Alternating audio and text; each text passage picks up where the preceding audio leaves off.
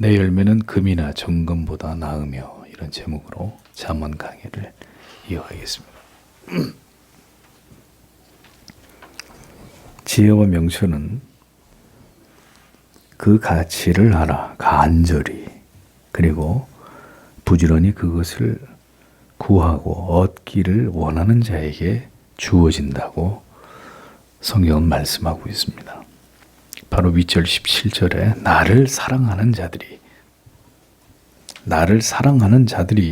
나의 사랑을 입으며 나를 간절히 찾는 자가 나를 만날 것이니라, 이렇게 분명히 기록되어 있습니다. 참 지혜와 명철은 오직 하나님의 말씀 안에서만 얻을 수 있는 것이죠.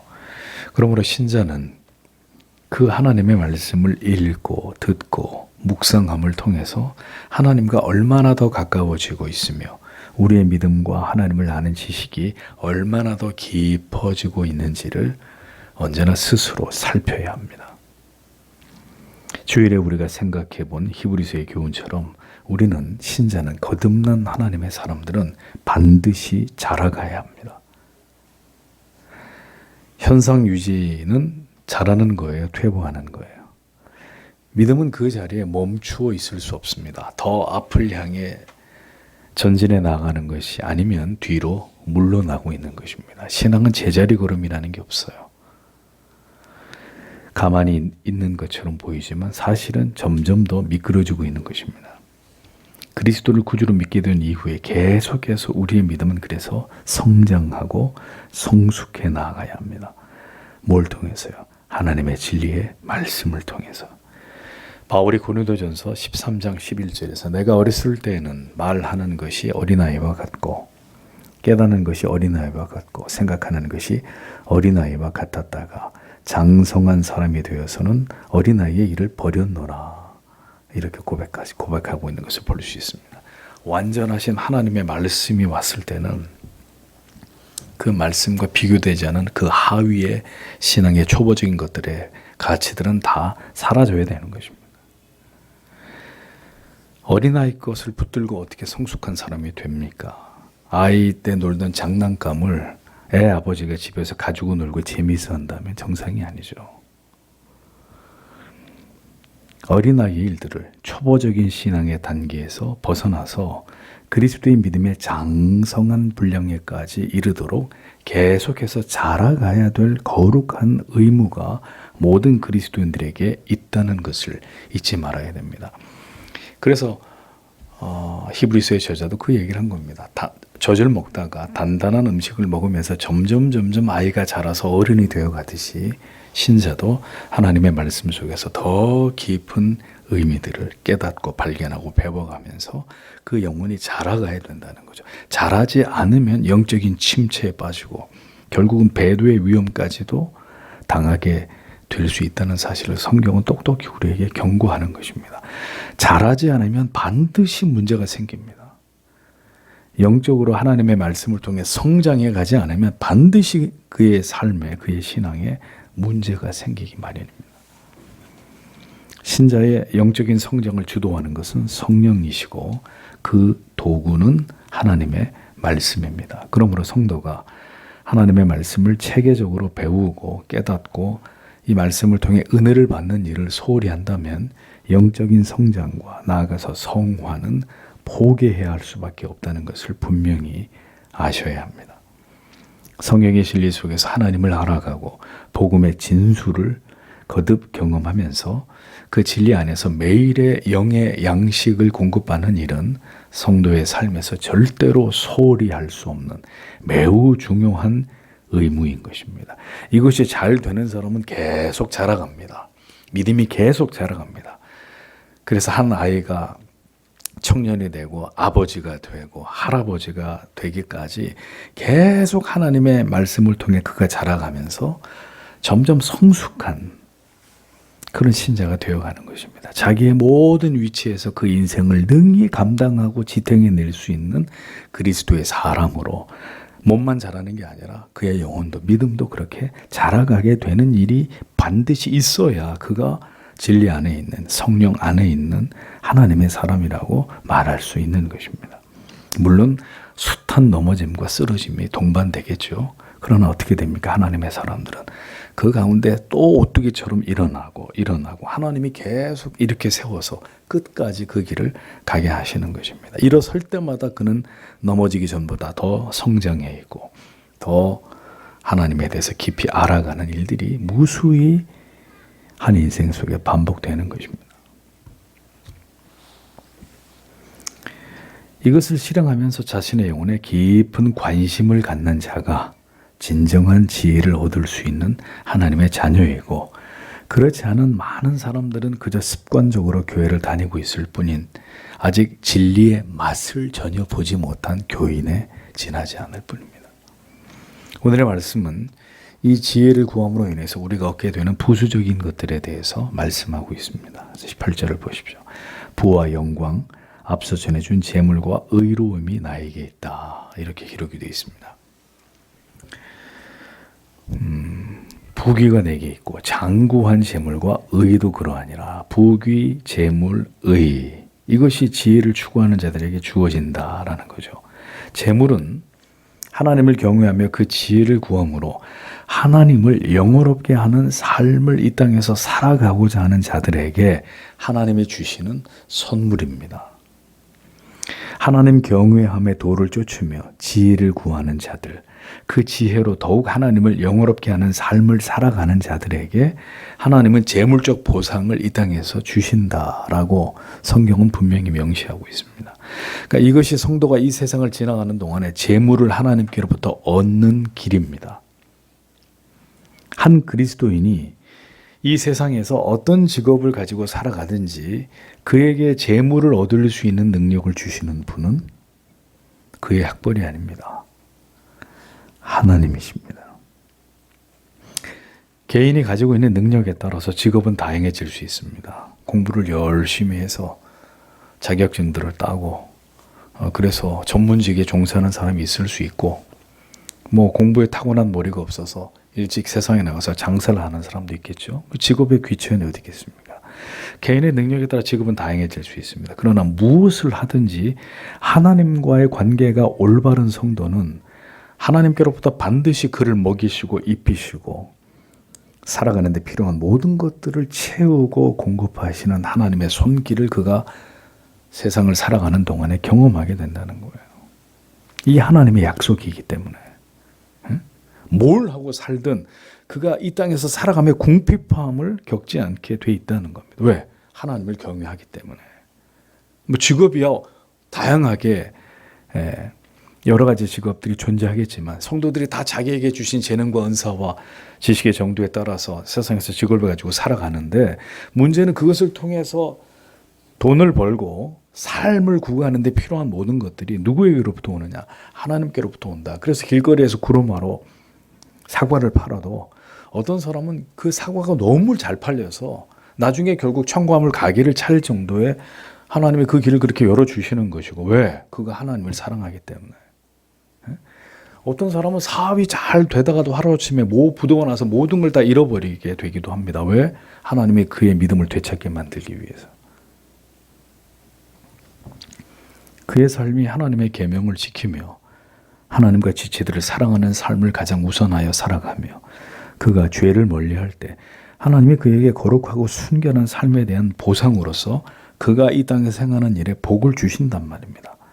그는 물질보다 하나님을 더 경외하고 사랑하는 자이기 때문에 그것이 그의 삶에서 그의 믿음이 증명되었기 때문에 하나님이 이 땅에서 그가 먹고 사는데 어려움이 없도록 역사하신단 말이죠. 그러므로 그리스도인은 언제든 하나님을 경외하는 도를 지키는 것을 삶의 가장 우선순위에 두어야 하는 것입니다. 그것이 올바로 세워지지 않고는 물질을 통해서 우리의 모든 필요를 적시에 공급하시는 하나님의 부족함이 없는 은혜를 경험하기는 어렵기 때문입니다. 만약에 신자가 하나님을 경외하고 사랑하고 하나님을 예배하는 것을 최우선순위에 두지 않고 그저 어느 순간 그가 믿음을 잃어버리고 세상에 돈을 버는 일에만 집착하면서 그 결과 그가 상당한 돈을 벌었다고 가정을 해보죠. 그 물질을 누가 허락한 거예요? 그게 하나님하고 무슨 상관이 있습니까? 하나님이 그 물질을 허락한 것이 아닐 뿐만 아니라 하나님과 무관한 것이 되고 결국 그 재물 때문에 하나님과 멀어진 그에게는 재앙이 뒤따라오겠죠. 이것이 물질, 재물을 대할 때 우리가 기억해야 되는 진리입니다. 물질의 공급과 풍족케 하심은 분명히 하나님의 축복이고 약속에 대한 하나님의 이행이지만 그 물질이 이처럼 하나님의 약속에 근거해서 하나님께서 그를 경외하는 자에게 베푸시는 은총이 아닐 때는 결국 인간의 탐욕과 욕망의 결과물로 간주될 수밖에 없는 것입니다. 이것이 언제나 우리가 재물을 생각할 때 염두에 두어야 될 사실입니다.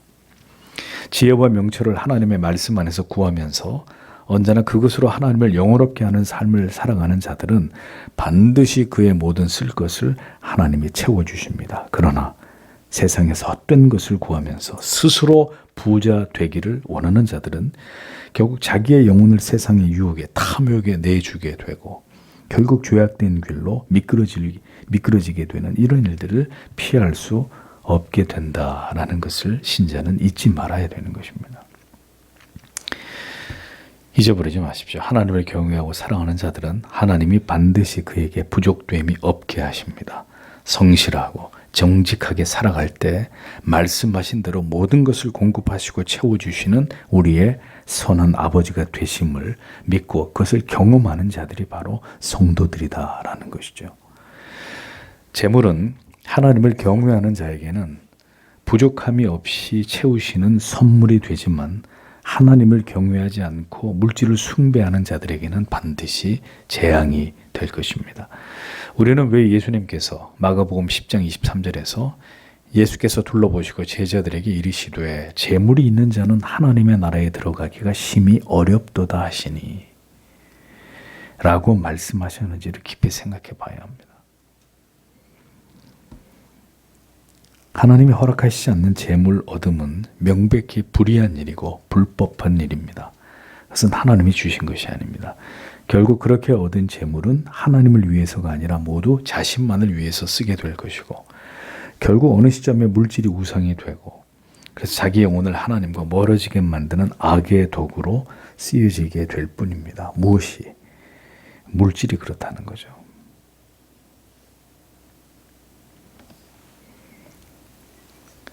신자에게는 하나님이 주신 물질을 누리는 지혜와 명철이 필요합니다. 그것은 곧 하나님을 경외하고 그 도를 따라 행하는 것입니다. 지혜를 사랑하는 자가 받는 복이 물질을 통한 부귀만 있는 게 아닙니다. 그 다음에는 장구한 재물과 의도 하나님이 주실 것이다 이렇게 말씀합니다. 장구한 재물이란 세상의 부귀뿐만 아니라 영속적으로 남아있는 재물이에요. 이 장구한 재물이란 말이 영속적으로 남아있는 재물. 그러니까 이게 뭘 의미하겠습니까? 이 땅에서 하나님의 영광을 드러내고 구별된 삶으로 또 하나님의 사랑을 선행을 통해서 이웃에게 나타낸 이렇게 해서 얻게 되는 영원히 사라지지 않는 궁극의 하늘의 상을 의미하는 것입니다.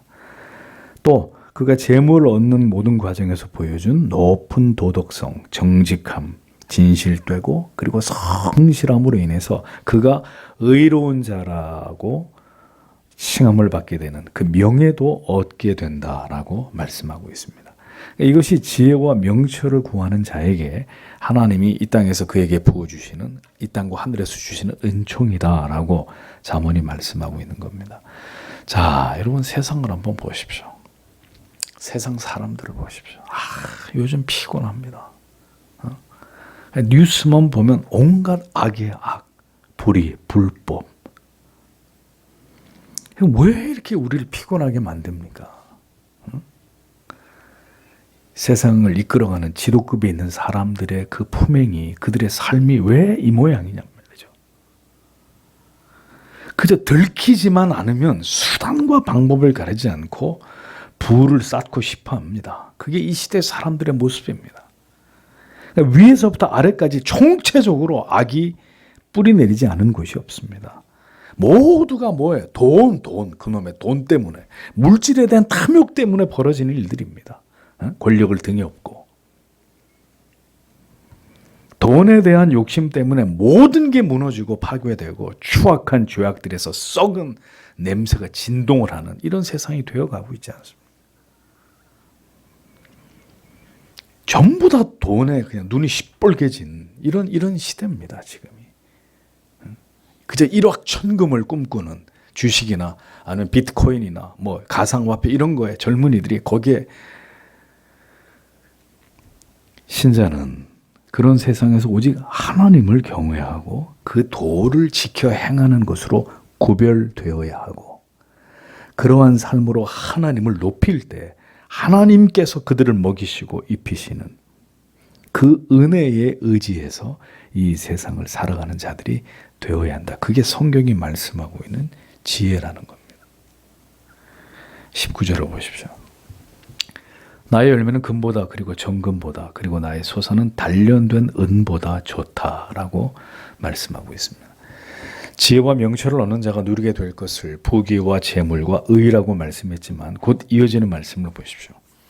지혜의 궁극의 열매는 그 가치는 금보다 정금보다도 좋고 지혜를 얻게 됨으로 인해서 우리가 얻게 되는 모든 소득은 천은이란 말은 뭐냐면요. 정금과 같이 순수하게 재련된 은을 가리킵니다. 아주 순전한 은. 그 은보다 더 낫다. 정금보다도 낫고 아주 순수한 은보다도 더 낫다. 뭐가요? 지혜가. 지혜의 그 열매가. 하나님이 지혜를 주실 때 그 지혜를 가진 사람의 삶에서 맺히게 되는 그 열매들이 정금이나 은보다 더 나은 것이다. 이렇게 말씀합니다. 결국 진리 안에서 하나님을 깊이 알아가고 영생의 확신과 소망을 갖게 되는 이 지혜가 진정한 가치라는 것을 우리가 잊어서는 안 되는 겁니다.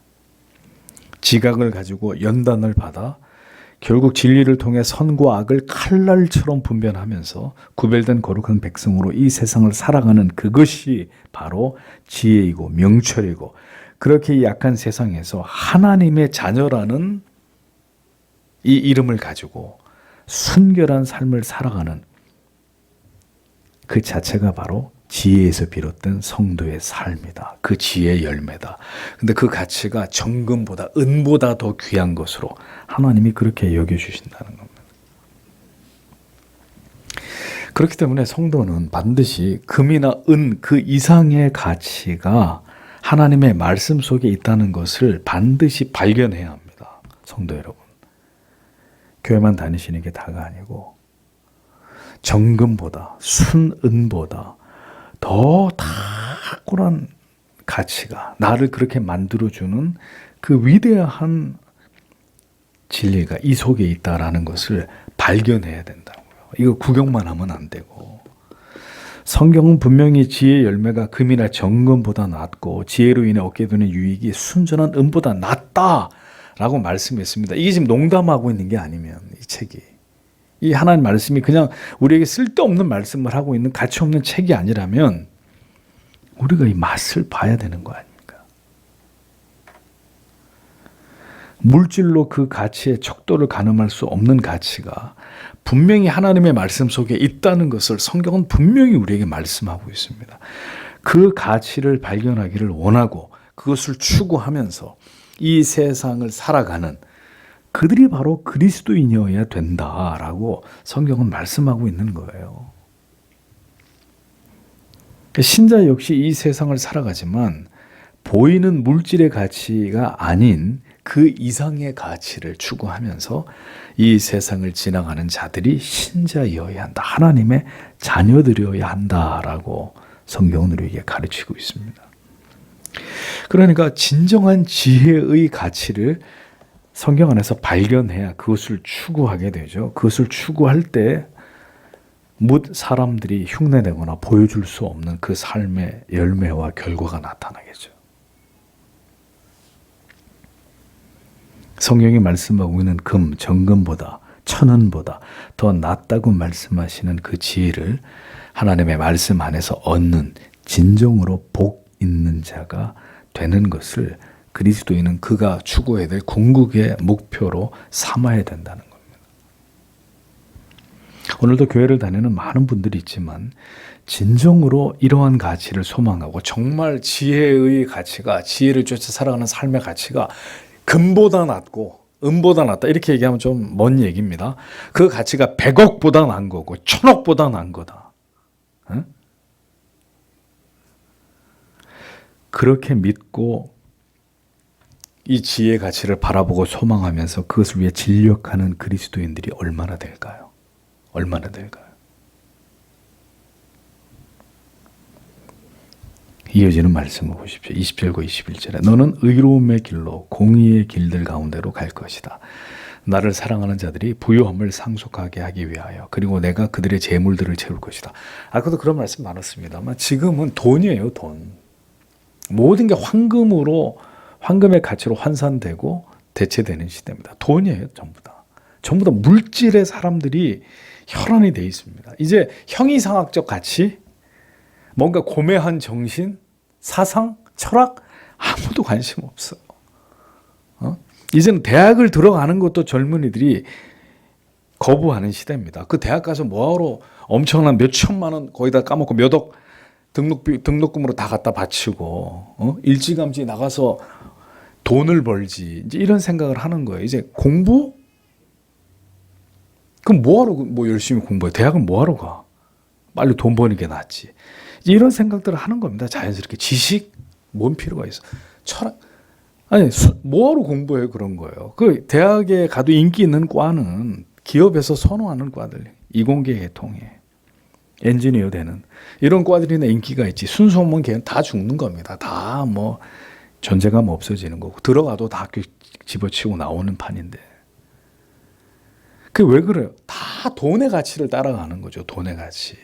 그러니까 뭔가 인간의 정신을 더 발전시키고 뭔가 이 사회를 더 바람직하게 만들려고 하는 이런 어떤 그 고매한 가치들을 추구하는 것은 이제 사람들이 과연 그게 돈이 되냐 이거죠. 철학과 나오면 뭘 어디 가서 취직을 할 건데. 뭐 사학과 역사학과 이런 거 나오면 어디서 뭐 와서 저 일하라고 해요. 관심이 없는 거예요. 이제 공부나 학문에 대해서도 사람들은 이제 점점 그런데 관심이 없어요. 그냥 돈.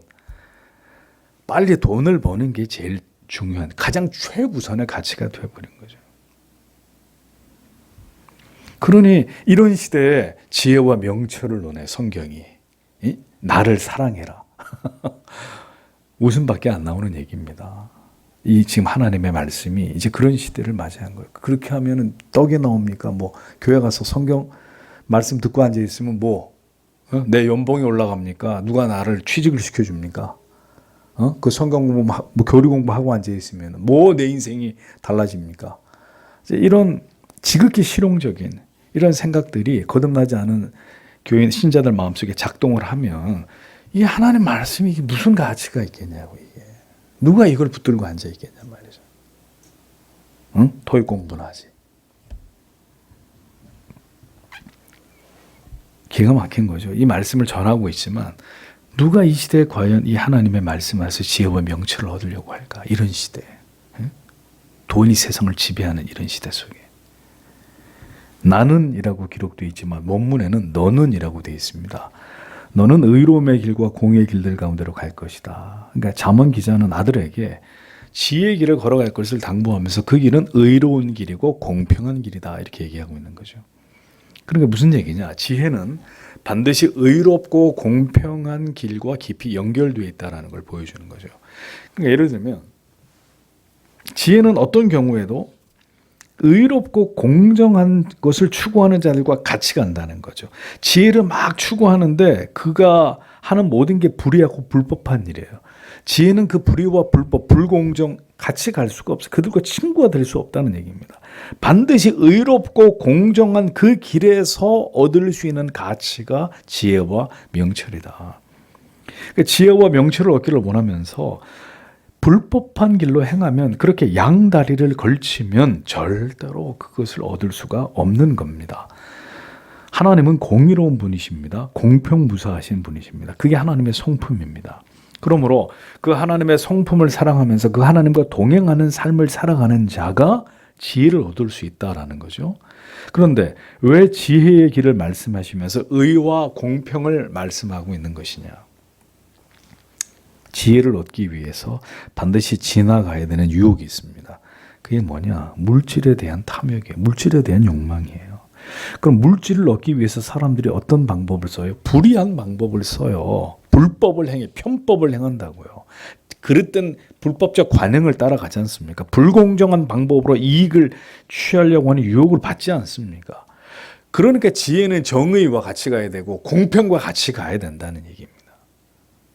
조금이라도 더 이익을 만들기 위해서 세상 사람들이 어떻게 돈을 벌어요? 적당히 눈 감고 불의와 불법한 불공정한 방법을 선택하잖아요. 자기 이익을 극대화하기 위해서.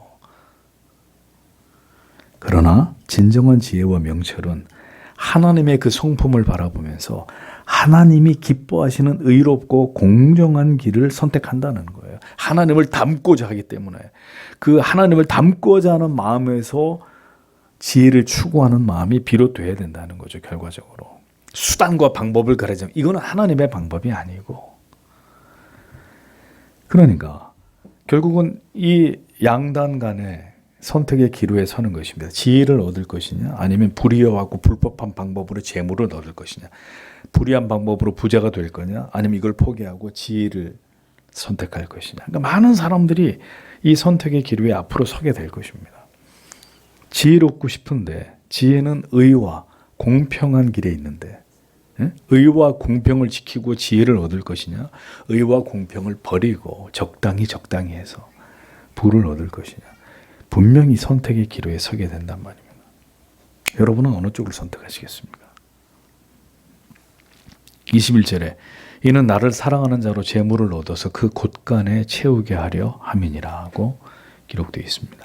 이 구절은 지혜를 사랑하는 자들에게 재물을 주고 그것이 창고에 가득 차게 해주겠다는 이런 말씀, 그 이상의 의미를 담고 있습니다. 그래서 곳간이라고 번역된 명사의 원형 아차르는 저장고라는 의미도 있지만 이 단어가 은희적으로 사용되면 하늘의 창고를 묘사하는 데 사용됐습니다.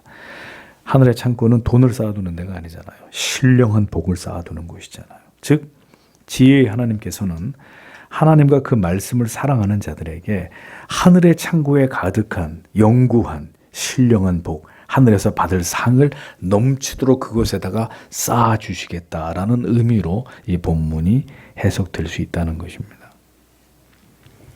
재물을 사랑하는 것은 어리석은 일이지만 재물보다 불의한 이익보다 지혜를 의롭고 공정하고 정직한 길을 선택하는 자들에게는 이 세상뿐만 아니라 이 세상에서 얻을 수 없는 신령한 가치들을 하늘의 창고에 하나님이 쌓아주시겠다고 약속하고 있습니다.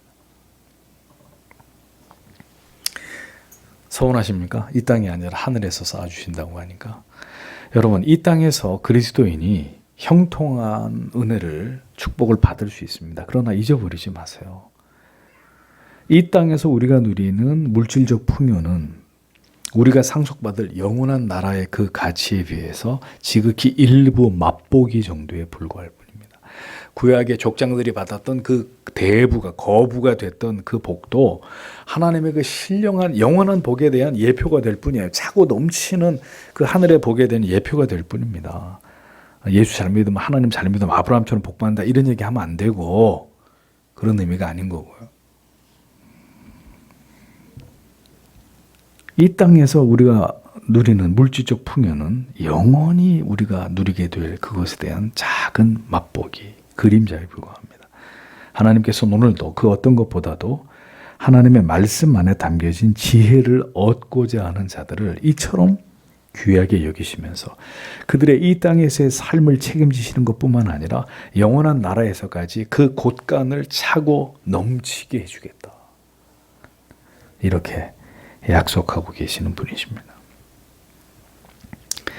자, 요즘에 계속 여러분 이 하나님의 말씀과 관련된 말씀을 듣게 되시죠? 우연이 아닙니다. 그러니 신자는 무엇을 가장 귀한 가치로 여겨야 되고 그것을 얻기에 힘써야 되는 존재가 되어야 하느냐? 뭐겠습니까? 바로 지혜의 말씀이라는 거죠. 지혜의 말씀. 이보다 우리에게 중요한 것은 없습니다. 하나님을 알고 그 말씀 안에서 진리의 보화를 캐어내는 것보다 우리 인생에서 더 우선이 되는 일은 존재하지 않습니다. 우리가 진실로 이 성경의 진리를 믿는다면 더 하나님과 하나님의 말씀을 사모하는 자들이 되어야 할 것입니다. 우리를 진정한 하나님의 자녀로 하나님께서 영광을 받으실 삶을 이 세상 사람들은 가지지 않은 지혜와 명철로 그렇게 인생을 살아가는 하나님의 구별된 자녀로 만들어 가시는 것이 오늘 우리를 향한 하나님의 뜻이라는 사실을 잊어서는 안 됩니다.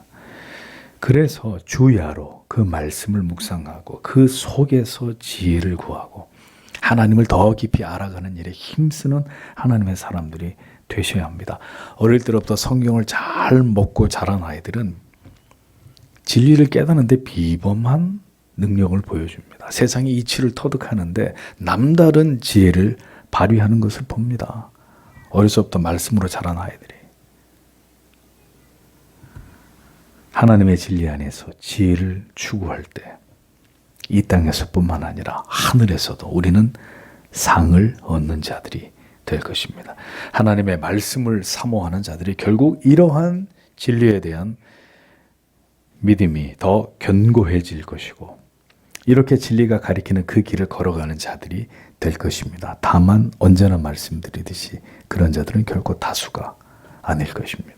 오늘도 하나님의 말씀이 약속하고 있는 이 신령한 축복이 지혜를 사랑하는 여러분 모두에게 함께 하시기를 축복합니다. 기도하겠습니다.